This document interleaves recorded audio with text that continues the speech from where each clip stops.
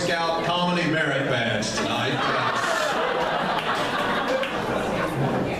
You guys are great. Let's keep it going. What do you say?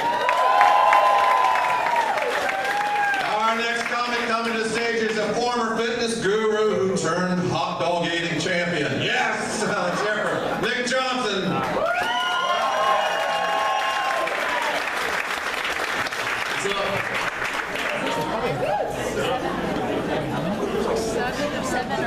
Where I grew up, the population and the tooth count were about the same. It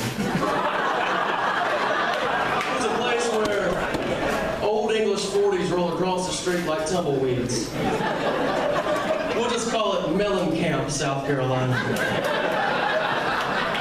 I was born in a small town. Y'all know the song.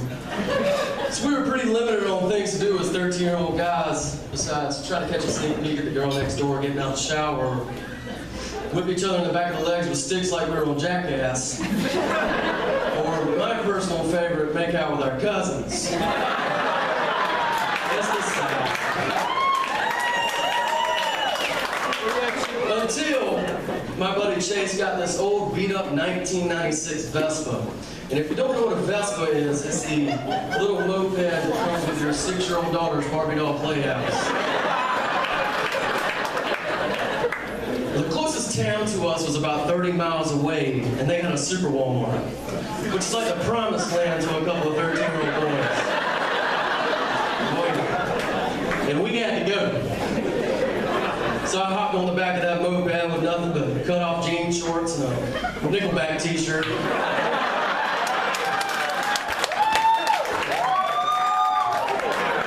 And so began our 17-mile-an-hour journey to the peak.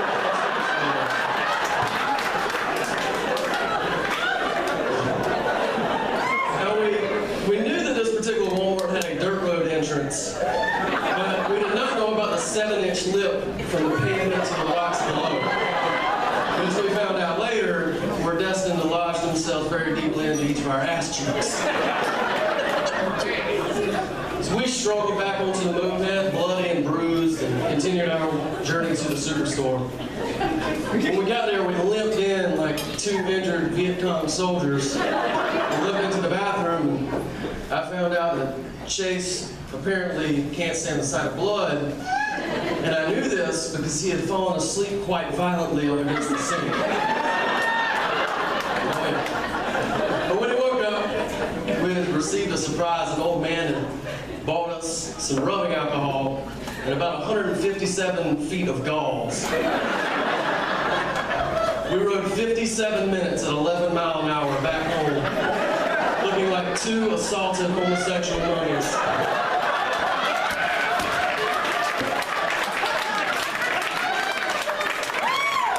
My mom still thinks I hit a dog on my bicycle. Now she knows. The next summer, I discovered the liquor cabinet in my buddy Chase's house. Obviously, I thought that his lawyer father had not done his share of drinking, and definitely wouldn't find that his coconut Malibu rum tasted an awful lot like tap water. And he didn't. Until he did.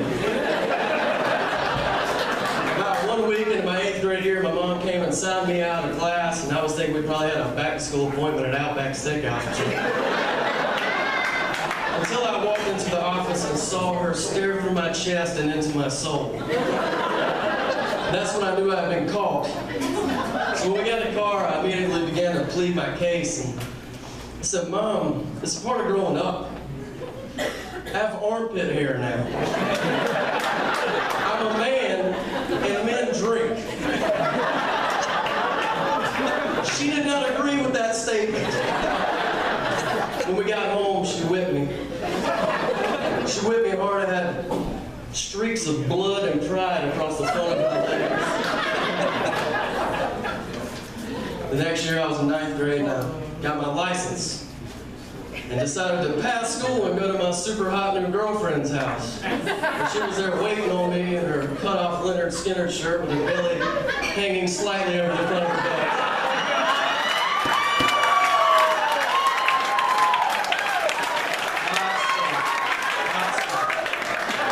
What a lovely gal. We were going to Walmart. Oh yeah, it was our day. So we pulled up in the Walmart parking lot and I backed my light blue jacked up Z71 into the parking place. But you know how rednecks love to back up their trucks and there's no enough space to pull in straight. You know.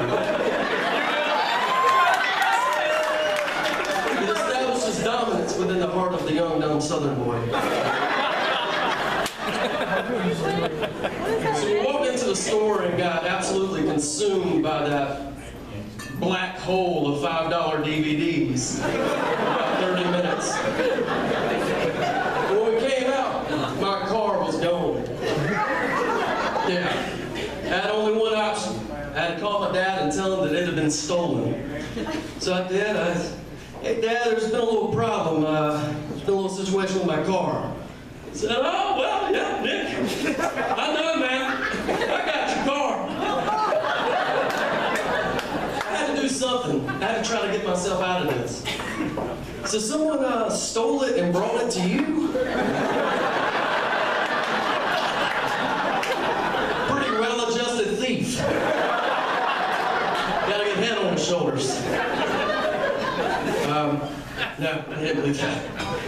I got my car taken, got put on a 7-month restriction plan designed by my father, and got the rebellion whipped out of my ass. But I finally grew up, moved on to bigger and better things, like drugs.